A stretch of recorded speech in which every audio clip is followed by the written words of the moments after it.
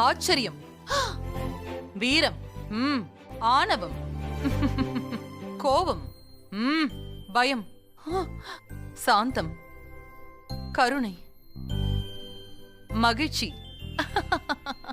வெட்கம்.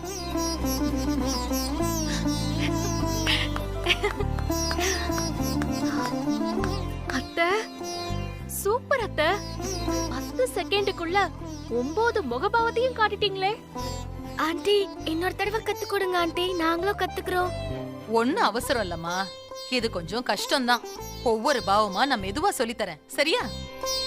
சரி, நான் சொல்லி கொடுக்கறேன், அப்படியே பார்த்து கத்துக்கங்க.